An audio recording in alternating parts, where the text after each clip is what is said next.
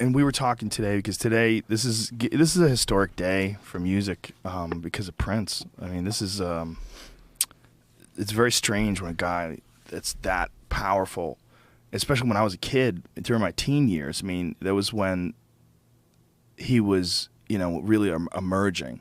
And that's when people were really finding out about him. I remember thinking, like, wow, this guy's so interesting. He's such a combination of different things. Like, there was no one that was like him before. I mean, David Bowie was sort of androgynous before, but he took it into a different, new place, and it was mysterious, and he had some great... With David Bowie, for me, it always felt more like theater. With Prince, it felt more like, that's Prince. Yeah. That's really him, you know?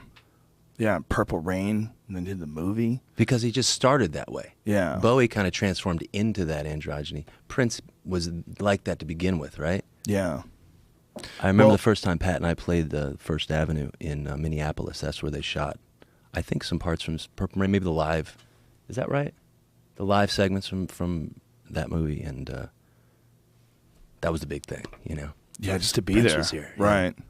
Well, he kind of owned Minneapolis, right? He put Minneapolis on the map. And he stayed there.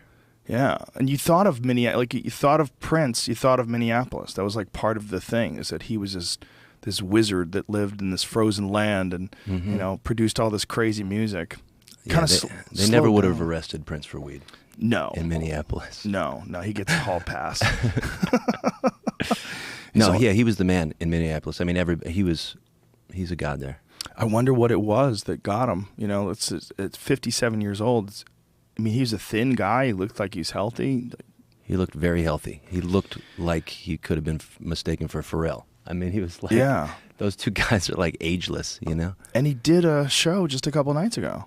Yeah, he was on tour. I don't know. It's so wild.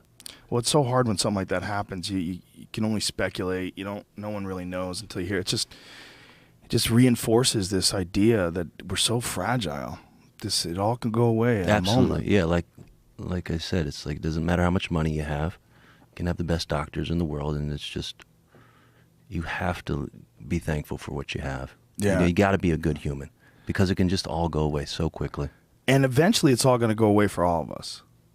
Yeah, very soon. 100%. Life is very short. Yeah, it's 100% not going to last. 100% it's not going to last. Nobody gets out alive, right? No one. And still, it's people run through life accumulating shit. Yeah. And missing opportunities to just take it all in and enjoy it. And when a guy like Prince, one of the undeniable things that he left was, you'll always have his catalog of work to make people happy. Like, he left an undeniable impact on people. To this day, I will pull out "I Want to Be Your Lover" because that was like the first big hit. And like, that's still to this day a fucking badass song. Absolutely. You know what really kills me, though, is when you get an artist who people just weren't ready for, and they're only shown love after they die. Yeah. Do you know what I mean? Yeah. That kind of kills me. That's going to be the case here. For sure. He's going to get... Well, he was always shown love, but he'll be shown a lot more love. People will appreciate him now that they know it's ended.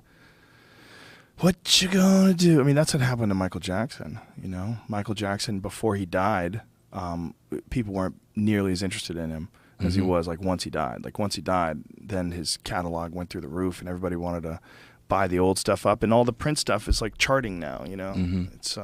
Man, I was thinking about Bill Hicks the other day and how he died.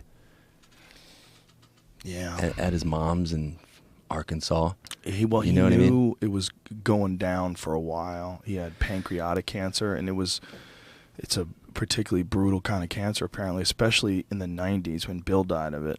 Mm-hmm. And he knew, and just went to his mom's place to die. But just thinking about that, like, he just sort of never made it. You know what I mean? Yeah. And then he dies, and then all of a sudden everybody says, oh, he was the best. He was one of the best comics.